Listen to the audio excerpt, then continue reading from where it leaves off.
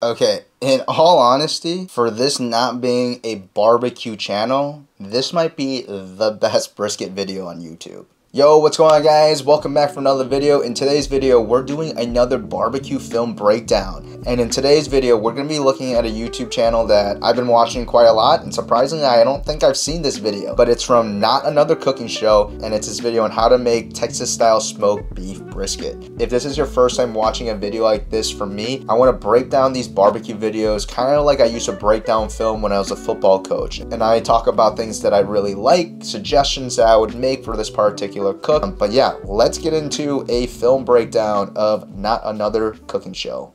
I've seen the classes that Aaron Franklin has online. I'm gonna take a lot of inspiration from his method. I like his approach. It's simple, it makes sense to me, and so that's what we're gonna do today. And really having a plan for it. When do you want to serve the meat, and then work backwards and make a plan. What temps do you want to be at certain times? When do you want to wrap? When do you think the stall is going to hit? All of these things are going to matter. This is a really cool diagram and just kind of a good idea of, you know, what a brisket cook could look like. I think Franklin said this in his video too, is that if you're planning something, you want to know when you're supposed to finish it and kind of work backwards. And, you know, I've learned to do that as well. And in this video, I know he's only cooking one brisket and it's going to be on a Kamado, I believe. It definitely cook a lot faster in that sense. But if you guys are cooking more than one brisket, or if your weather is going to be a little bit colder outside, I would definitely recommend giving yourself a little more time. Not to say that the time that he gave himself on this diagram isn't enough, but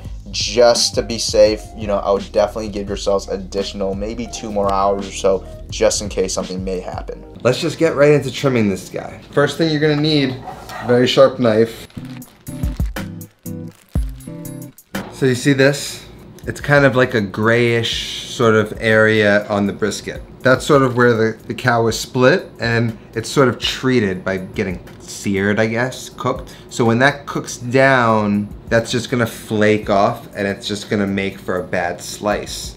What we're gonna do is we're gonna take this and we're gonna slice off a new edge on both sides, and we can trim that fat down to 1/4 inch, which is what we want. It's sort of the perfect amount of fat to last through the cook and keep everything moist without there being a huge chunk of fat on the slice when you're done cooking it. You know, just from like the way that he's talking about it and the certain like phrases that he uses, you can definitely tell that he's been watching those Franklin videos. I think one of the funniest things is like when I talk to other barbecue guys, and it's only because we've done the same thing. Like I've learned a lot from those Franklin videos earlier on. If you guys have listened to Franklin interviews or watched videos of his and things like that, he has a particular way of phrasing things and just his mannerisms and all that kind of stuff. And you can kind of see a little bit of that in here. So I think it's really funny that you can always tell when someone's been watching Franklin videos. And this has like this weird piece here. Just gonna take that off. That's just gonna hang out there. I think that's just gonna burn. Again, that's some for my brother. You don't have to sort of take that off, but that's what I wanted to do. And then I'm just gonna create a new edge here. How am I doing? The only thing that I would add to it, like if you guys have seen my other trim videos before, if you're gonna cut off that corner and you get those 2 smaller corners, I like to call it the cutting off the corners method. I would just kind of trim off those little corners just a little bit more, just so that like they don't end up getting a little bit dry. But other than that, I'm glad that he took off that corner for sure so it doesn't dry up. Now this is sort of a weird thing that I wasn't expecting. I felt like this usually sits on the top more, this little piece that's hanging over here. I don't like that it hangs, but I don't think I have much of a choice. And then I sort of want to start here and then trim down. Oh no, I didn't want to do that. It took a little bit too much. This is another thing that I'm sure a lot of you guys, if you've trimmed a lot of briskets or are trying to learn how to trim better, sometimes it happens. It's not a big deal. Obviously, it's not the best case scenario, especially when it's on the lean. It'll be okay. The worst thing that I think that you can do is try to like take that fat and like kind of like try to lay it back on top like it's like a comb over or something. It's better if you just take it off, because you're gonna be able to get at least seasoning on top of it. What's gonna happen during the cook, it's going to wind up and it's gonna just leave a bald spot anyway that doesn't have seasoning. And the other thing that's gonna end up happening is gonna create a pocket where a lot of heat's gonna collect, and that spot could get dry. It's gonna start sweating a little bit more than you want to, more than the other parts of the brisket. So don't be self-conscious about showing people that your brisket has a bald spot. By the time that you're done with it, and if you control the smoke level and the heat level, you should be able to get a really nice color on the surface anyway. But I can always tell when someone's trying to hide their trim mistake by trying to lay that fat back on top, and it just ends up making the brisket worse. So I'm just gonna kind of back off a little bit. It's okay.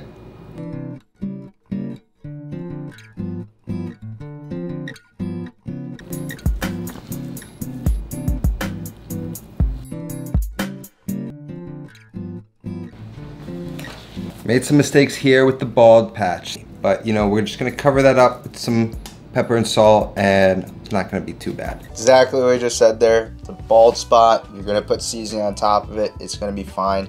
And in all honesty, I don't know if this actually is, his first time trimming a brisket like this, but if this is way better than, I don't know, the first like 10, 15 briskets that I've done. So, props to him for making it work. If you guys have not seen my brisket trim video, I made one a long time ago, which I think is still good, but I think I made one that's even better. So if you guys are working on cooking more briskets this year and you guys want to find a really good trim video, I'll leave a link for that in the top corner for you guys to check out.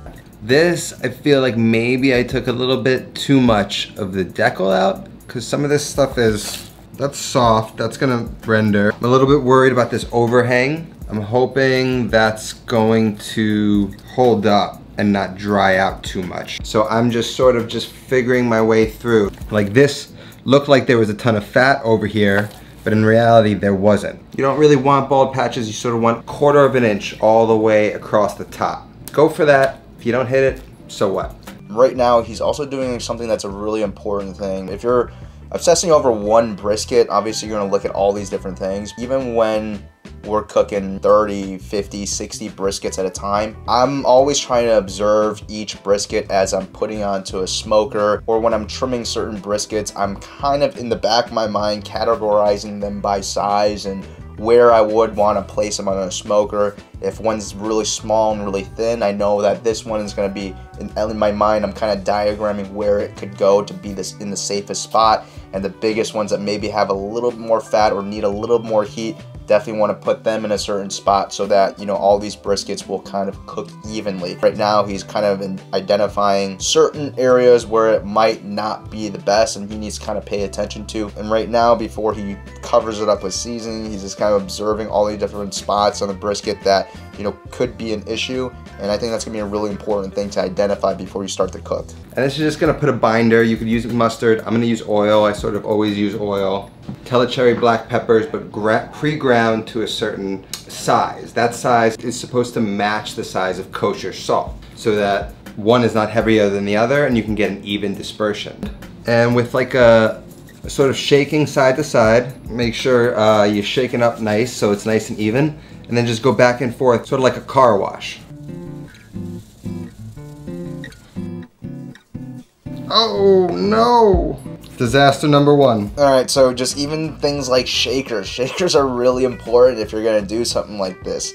I didn't expect that to happen. The only thought that I had was maybe the holes on the top were a little bit too small and they would get clogged, but I think the holes were too small and there's just so much weight on top of that little plastic little covering that you have on there, so it just busted open. If you guys haven't seen my recent brisket video of cooking a brisket on a kettle style grill, I go into this whole explanation of my salt to pepper ratio and the 2 different types of salt, as well as what type of shaker I like using and how I like to set the holes on the shakers so that I can get an even distribution of seasoning.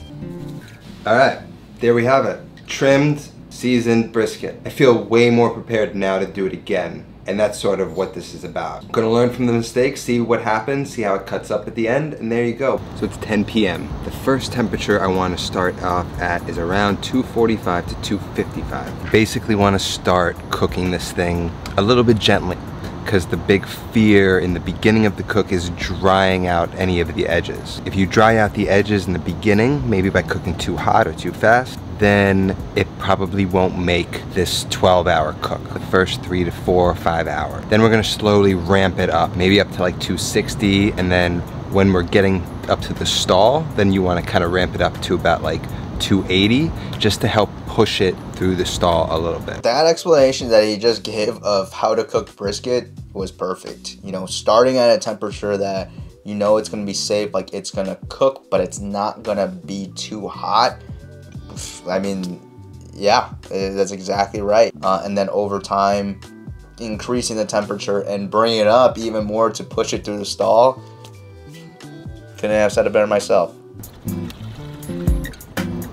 Got my thermometer. One part of this thermometer is gonna stay here.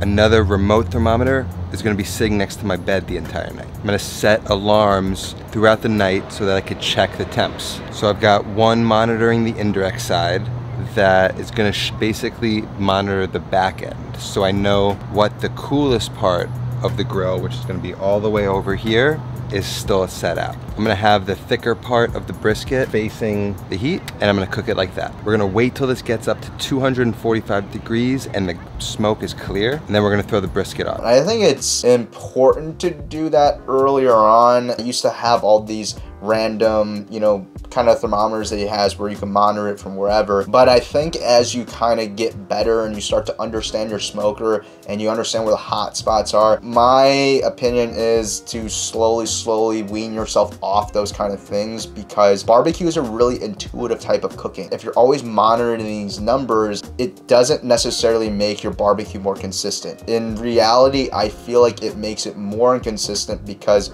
yes, the temperature might be the same, but the way a certain brisket cooks, or a rack of ribs, or a pork butt, or beef, or whatever you cook, that piece that you're really worrying about, that's the one factor that is going to be different than everything else. And so if you're relying on alarms and temperatures all the time, you're never really going to understand how these pieces of meat cook on your smoker. Before we move any further, I want to introduce the sponsor of today's video, ZBiotics. We all have busy lives these days and can't afford to waste a day stuck on the couch because of a few drinks the night before. ZBiotics pre-alcohol probiotic drink is the world's first genetically engineered probiotic. It was invented by PhD scientists to help you feel better the morning after drinking. When you drink, alcohol gets converted into toxic byproducts in your gut. It's this byproduct, not dehydration, that's to blame for your rough next day. ZBiotics produces an enzyme to break this byproduct down. Just remember to make ZBiotics your first drink of the night, drink responsibly, and you'll feel your best tomorrow. I like to go to the gym in the morning, but it's hard to do so after a few drinks the night before. But after taking ZBiotics after a few drinks, I felt as good as new the next morning. So if you want to give it a try, go to zbiotics.com/Knox Ave BBQ or scan the QR code on the screen right now to get 15% off your first order when you use Knox Ave BBQ at checkout. ZBiotics is backed with a 100% money back guarantee, so if you're unsatisfied for any reason,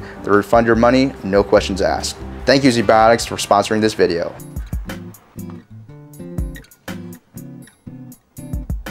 Now remember, clean smoke is that sweet smelling smoke, especially with apple. You get those really sweet kind of aromas. This is just starting to settle down into clean smoke. It was still a little bit acrid. It sort of like burns your nostrils. Doesn't smell good. You're starting to get there.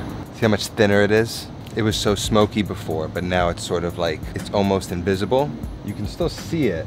That's clean smoke. One thing I want to add to this clean smoke, dirty smoke kind of debate. Personally, for myself, I tend to cook with a dirtier fire. That's for an offset. I want to have a little bit more smoke throughout my cook. I just feel like that aroma that you get from the brisket, it is part of, almost like when you're smelling herbs in like a butter basting on when you're doing a steak. I think that level of smoke, that smell really comes through. But when you're talking about a small cooker like this one, I do think that clean smoke is better. I would just be very cautious and maybe double check your temperatures, because sometimes when your fires are really clean, that means you're burning a really clean, really hot fire. I think there's a difference between dirty smoke, clean smoke, and really, really clean smoke, and that can indicate that your temperatures might be too hot. You might have added too much stuff. Maybe your vents are open too much and you're allowing too much oxygen to flow. So, you know, as you're kind of learning how to cook and identify how your smoker works and how much fuel you need to add in at a time, that's something that I would definitely pay attention to as well. 45 to 250 is the range I'd like to keep it for the first 3 or 4 hours. It's almost 2 o'clock, so it's almost 3 hours. It's been sort of slowly fluctuating, but making its way up to 260. So I didn't want to mess with it. I just let it go. Now I want to go in there and make sure that I'm spritzing a little bit. I'm going to hit the edges in a sort of a side to side motion. Never forget what you are. The rest of the world will not. It's about 5:30 in the morning. Let's go to peak. Alright, so one thing that I wanted to do and kind of pause right here is, you know, one thing that I always like to do in like this game I like to play is just by looking at briskets during different stages during the cook, or how did they trim it, how did they season it, can I figure out their story from what it looks like during this one snapshot. And one of the things that I can always tell is when someone is following the Franklin style of trim, meaning, you know, they're taking off the edges on both sides of the brisket to kind of see that layer of fat that I was talking about, because you can kind of see that ridge of fat that's on the side. And the way that I talk about it with other people is I talk about it as like the Friar Tuck kind of haircut, where like there's like kind of the hair on the edges and things like that. Whenever I'm like looking at how other people do stuff, and you know, I'm interested to see what their techniques are, like I always kind of look for that kind of stuff. And so whenever I see this, I'm like, oh, the Friar Tuck cut, like Franklin style type of trim, and I don't know, I just think it's funny. Now is gonna be when I want to start to get up there to around 280-ish. The meat is starting to firm up, it's starting to approach the stall, and at that point it's gonna look like it's gonna stop cooking. It's gonna stop increasing in temperature, it's gonna firm up and seize up, and what that just is the meat is sweating internally. It's called evaporative cooling. It's sort of cooling itself down like we do when we sweat. That's essentially what the stall is. So we're gonna raise the temperature to kind of push it through and keep the momentum going for this last stage of this unwrapped cook. I'm at the 8.5 hour mark. Right here you could start to see fat inside. The intermuscular fat is starting to render. That's what we want. Now we want to wrap. So right now at the 8 hour mark, I think this brisket looks great. You can see how even that, like the mohawk, like typically, you know, we would all cut off, you know, I don't think, yeah, honestly, you know, it's just the way that I like to do it, and a lot of people like to do it. But, you know, having that piece on there, it's fine. It tastes really good as long as you can kind of maintain it and keep it away from like hot spots for the majority of the cook. Like, it ends up tasting pretty good in terms of presentation, in terms of being able to wrap it tightly and things like that, like he's about to do right now. It makes it a little bit more challenging. But yeah, I think at the 8 hour mark, color looks great. Like he was poking on the side, starting to render some of its juices and its fat. You know, the only thing I would say is, like, you guys know me, if you guys have watched a lot of my videos, I don't think you need to spritz quite as much, but I understand if this is his, like, you know, first time or first couple times doing a brisket and you're just worrying about brisket drying out, you spritz things. I used to spritz all the time, and, you know, still comes out good. As you start to get better as a cook, I would say, you know, wean off of that spritzing just a little bit more. I've got 2 sheets of butcher paper. You can use aluminum foil for this. I have butcher paper. It's what I kind of wanted to use today. I'm just gonna fold over and I'm gonna pull in tight, sort of wrap that underneath there, and then fold the paper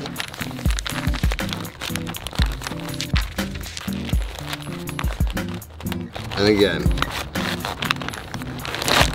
And you just fold this last piece in underneath, and there you have it. I forgot to give it one last spritz in the bag. I think there's enough fat that it's gonna be okay. So let's just get it back onto the... I think the wrap is actually really good. I would say one thing that he can do to make it easier for himself, grits the paper so it's a little bit more pliable, so those folds are a little bit more clean and crisp. You know, as he said, there's enough fat in this already. So I know that everyone wants to add tallow. I know a bunch of restaurants that add tallow into the wrap. Even people that I know and friends of mine who use tallow and all of it stuff.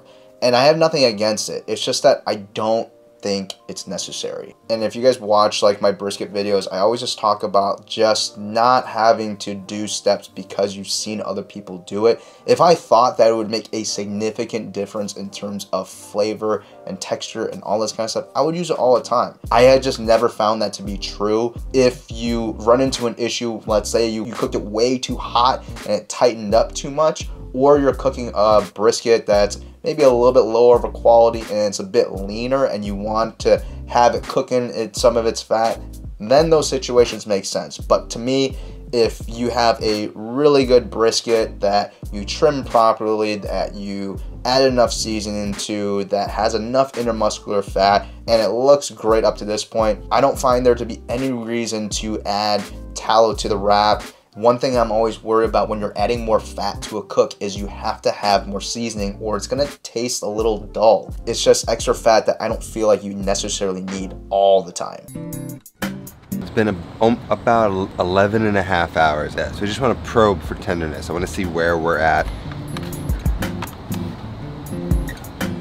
Like I suspected, the excessive heat sort of helped cook this thing about a half hour sooner than I expected. Now it's so hot out that if I'm just gonna let this sit out, it's gonna keep carryover cooking, sort of like a Cambro outside right now. So I'm just gonna leave it wrapped, not gonna throw it into a cooler or anything. Just gonna let it chill for about an hour and a half. Let everything sort of relax. This is maybe the most important part of barbecuing, is letting that rest. I can't tell you how many times I've tried to cook something like this on a barbecue all day, waited without any patience to the moment it was done, didn't let it rest, and it just was subpar. Letting this thing rest is going to make it insanely delicious. So that's what we're gonna do now. Get my coffee, I'm gonna shower up, I'm gonna get this day going, try and wake up a little bit, and we're gonna eat some brisket. This is the beauty of a long cook like that. You get to enjoy something amazing afterwards. I love what he said there. It's such a long process, and then at the end, you finally have something to enjoy. I think everyone knows nowadays that how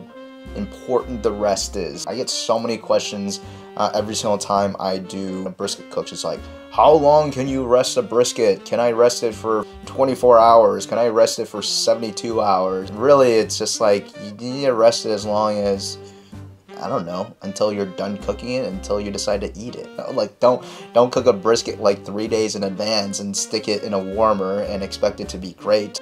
Within reason, guys, within reason. So if you only got 2 hours, then try to cool down as fast as you can. If you have 14 hours, then try to keep it in that safe zone for those 14 hours. It's about 1 o'clock. This thing's been resting for a couple hours. There you have it. I don't know how we did. It smells beautiful, almost like chocolatey. So let's see what we got.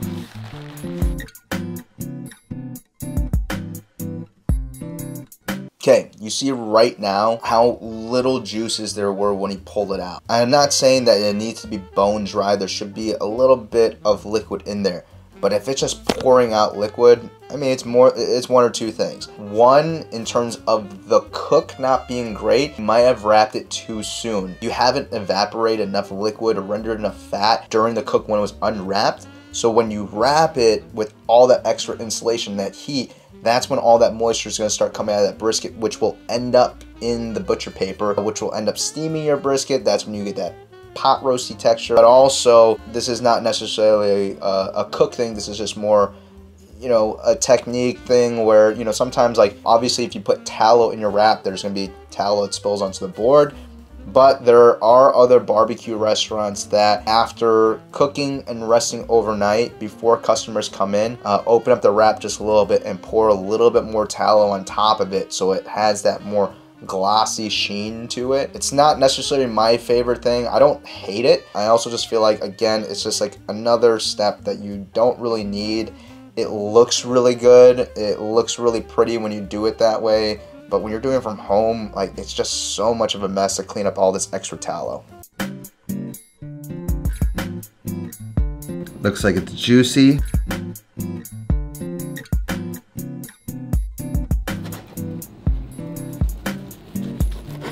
Now sort of this is the center of the flat, and that's sort of a good indication of you doing your job well. Does it just pull apart?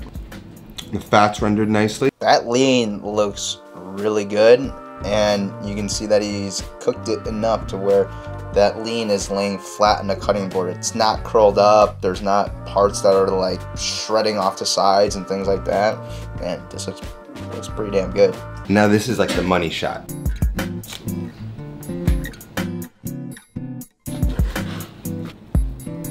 Right next door to my house.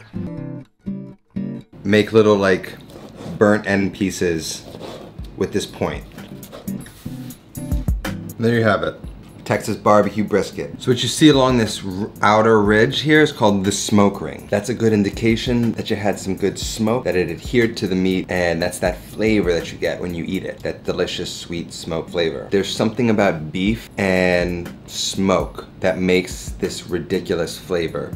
The flat stayed nice and moist, as you can see, and it's nice and tender. I don't see, as tender as it is, it doesn't seem like it fully rendered in the middle. Like, it could have probably used another 20 or 30 minutes. So one of the things that maybe he didn't pay attention quite as much in those Franklin videos as in other parts is because Franklin always says, if you render that part in the middle, most likely you probably ruin the outside of the brisket. So, you know, him saying that, you know, it's not as rendered as much, it's fine.